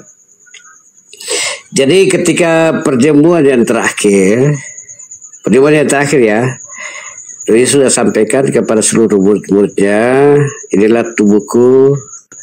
Dan anggur inilah lambang darahku sebagai perjanjian baru ketika dimeteraikan ya. Kemudian di dalam perjalanan kan terjadi kan, disebutkan juga dalam situ di antara murid-murid itu. Saya nggak nanya itu deh, Bang. Sebentar, sabar dulu apa. Di antara murid-murid kan dia kasih tahu, bahkan Simon Petrus juga dia sudah kasih tahu. Ya, Simon Petrus pertanyaan sebenarnya kamu. Pertanyaannya singkat tadi, Bang. Bisa nggak saya ulang lagi pertanyaannya? Saya ulang ya. Saya ulang ya, Bang ya. Gini. Tadi Abang udah menjawab, yang memvalidasi Yesus adalah Tuhan, iblis. Pertanyaan kedua, siapakah yang mempengaruhi tentara Romawi sehingga dia membunuh Kristus gitu loh, Bang? Silakan. Yang memvalidasi ya. Jadi yang mempengaruhi tentara Romawi sehingga dia membunuh gitu loh. Jadi kalau sebenarnya tidak dihubungkan dengan tentara Romawi ya, itu kan eksekutornya aja ya. Kalau cerita perjamuan terakhir, Yesus sudah bilang bahwa di antara kita ini kan ada yang jadi pengkhianat ya. Ya, tapi nggak tahu, nggak disebutkan namanya ya. Tapi pada akhirnya secara umum, Pak, secara umum nih. Oke. Yudas siapa yang mempengaruhi manusia? Siapa yang menggoda manusia berbuat jahat, Pak? Oke, jadi begini ya. Bagi imam orang Yahudi, ahli Taurat atau orang Farisi kan timbul kecemburuan loh. Ketika Tuhan Yesus berfirman, menyatakan besarnya kuasanya dan seterusnya, kan imam orang ini kan pertanyakan loh, makanya diburu untuk disalibkan. Jadi sebentar perjamuan Bang, kayaknya nggak denger deh. Abang nggak denger saya ya? Nggak tahu dong. Saya ulang ya, ini Bang, dengerin Bang. Siapakah yang mempengaruhi manusia sehingga manusia itu berbuat jahat? Ya, makanya saya bilang tadi, terakhir Yudas yang menjual Tuhan Yesus kan kepada ahli-ahli Taurat, imam orang Yahudi, orang Farisi. Astagfirullahaladzim. 30 keping perak ya. Kenapa? Mau belanja kemana Bang, bawa perak? Sederhana pertanyaannya Bang Leslie. Nih, yang mempengaruhi, siapa yang merasuki manusia sehingga manusia ini berbuat jahat seperti mencuri dan membunuh? Siapa yang mempengaruhinya, Bang? Kalau itu mungkin ada terkait dengan free will ya, kalau kita jelaskan ya. Karena itu panjang juga loh. Kita kaitan dengan peristiwa penyalipan ya. Memang enggak ke situ, Bang. Pertanyaannya enggak ke situ. Sebentar. Oke, sebentar. Jadi memang Yudas Iskariot betul. Lama-lama juga aku banting nih HP ini. Apa tuh? Salah. Kita menikmati perbedaan. Ini loh, Bang, ada orang nih. Ada orang tadinya baik gitu ya. Orang baik dia gitu. Tiba-tiba dia berbuat jahat gitu loh. Dia mencuri, dia membunuh orang begitu. Menurut Abang, siapa yang mempengaruhi dia? Siapa yang menggoda dia gitu loh, Bang? Iya, kalau ikuti perintah Allah, baik 10 perintah Allah, atau bagi kecil kan hukum kasih ya. Sabar abangku. Jadi ketika keluar dari apa yang dikehendaki, baik dalam 10 perintah Allah. Saya bahasa Burundi kali bernyambung ya. Sabar abangku. Dia mengikuti apa yang iblis mau kan, mau bunuh orang, mau bikin apa, terserah dia. Apapun alasan pembelaan, karena hukum kasih bagi Yesus kan tidak ada pilihan untuk membunuh. Oh, jadi iblis yang mempengaruhi ya, Bang ya? Iblis ya. Oke, iblis. Jadi tadi yang memvalidasi Yesus Tuhan iblis, yang mempengaruhi orang berbuat jahat iblis. Yang mempengaruhi tentara Romawi membunuh Kristus siapa, Bang? Kalau saya memang iblis itu sendiri, karena iblis juga. Sebentar abangku, ketika Yudas dibiarkan dipenuhi oleh kuasa iblis. Jadi memang ini iblis ini peranannya sangat besar sekali ya, Bang ya? Ya besar banget.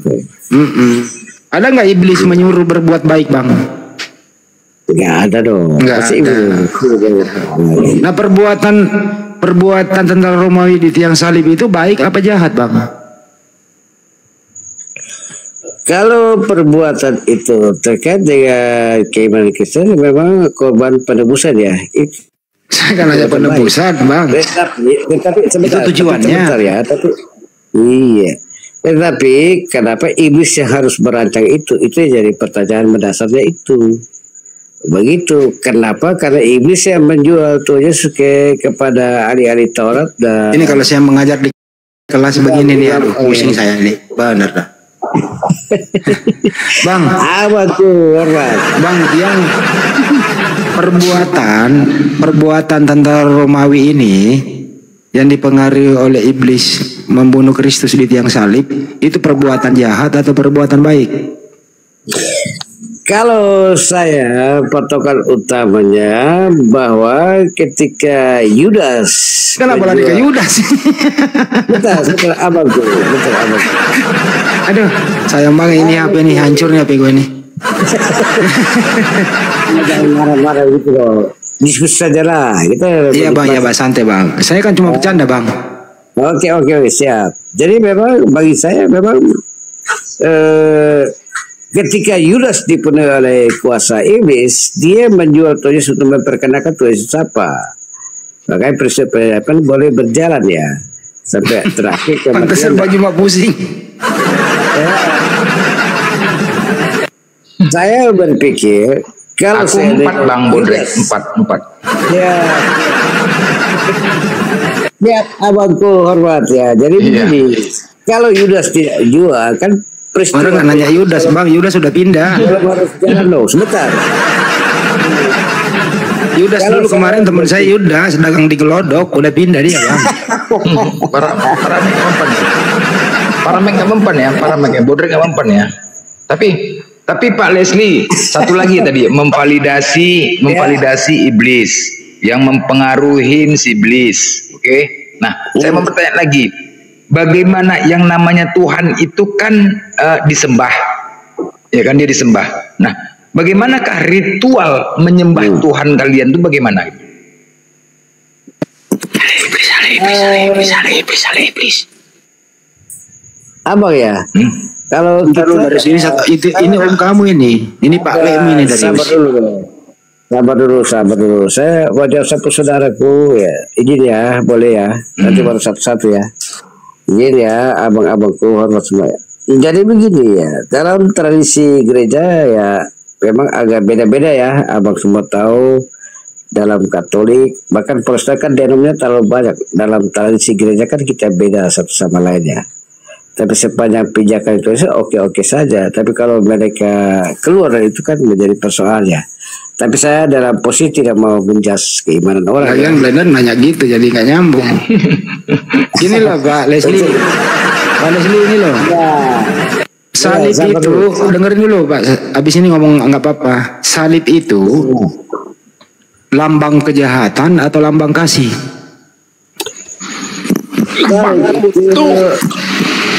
Salib itu lambang ya, satu persoalan pergumulan terkait dengan beban itu memikul dosa umat manusia ya.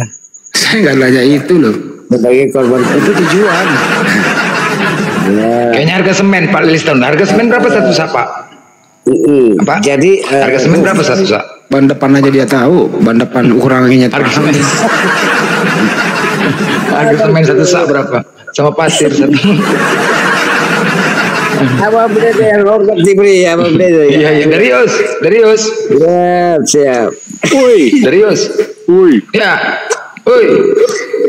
Darius, salib itu lambang kejahatan atau lambang kasih? Lambang kutuk lah. Oh, lambang kutuk. Lambang kutuk, oke, silakan. Darius, maju Darius. Nyambung kayak lu sama lu nih. Om sama Pak Le, ini nih. Om sama ponakan nih.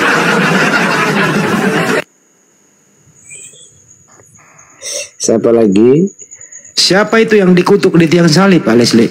Ya, Yesus sebagai kodratnya sebagai manusia. Mulai muncul. Oh, sebentar dulu, aku belum bertanya-tanya ke abang-abangku ya. Bentar dulu ya. Iya, bertanya dulu, saya juga jawab ala Anda ya. Oke, tapi lanjut. Silakan. Saya mau nanya. Gak apa-apa. Ya. Pak Leslie mau nanya. Saya punya tuan rumah ini, ya. Enggak, Pak Leslie mau nanya nggak? Nanya coba.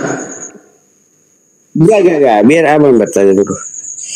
Enggak, siapa tahu ada pertanyaan, Bang. Saya masih tunggu. Perintah saya punya abang Blazer ini keras banget loh. Diperintah ya oke, kalau enggak biar sudah aku stay saja. Jadi siapa yang ngutuk Yesus? Siapa yang ngutuk Yesus di tiang salib? Yang ngutuk itu kan dosa dan salah kita ya. Bukan weh. Yang ngutuk itu palsulus. Enggak lah.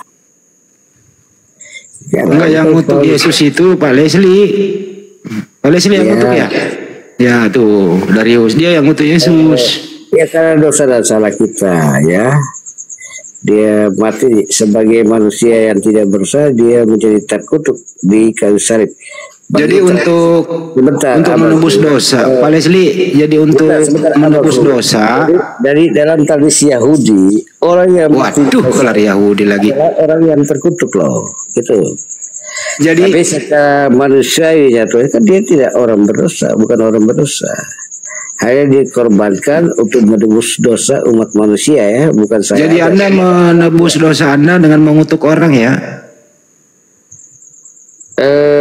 Tradisi Yahudi begitu, yang di kayu salib orang yang terkutuk karena dosa dan salahnya. Kalau tradisi di kampung Anda gimana? Karena biasa-biasa aja. Pernah nggak ada yang dikutuk menebus dosa? Kan kita bukan Tuhan, kan cuma manusia aja. Ngapain mau kutuk-kutuk? Ya. Kira-kira Pak Leslie ada di situ sama Yesus. Tentara Romawi ngomong gini, siapa yang mau menggantikan Yesus? Anda berani nggak? Kalau kira-kira ya secara manusiawi ya, saya kalau dalam posisi sebagai dalam keturunannya imam orang Yahudi atau alit, mungkin saya dalam posisi yang berbeda ya. Dan kalau saya orang kebanyakan yang sebagai Peyut atau banting juga nih HP ini kok nggak nyambung ya. Bisa terjadi saya bisa bela. Tapi kalau saya dalam keturunan ahli-ahli imam orang Yahudi bahkan ahli Taurat, mungkin saya juga pasti kemungkinan besar pasti dalam kelompok itu ya. Ini loh pertanyaannya Pak Leslie. Tentara Romawi kan mau menyalip nih, Anda tinggal berdua sama Yesus. Tentara Romawi bertanya, siapa di antara kalian yang mau disalib? Anda yang acungkan tangan atau Anda kabur? Malah bantuin tentara Romawi dia. Mau maki luar kuat kemalku. Makanya kalau gas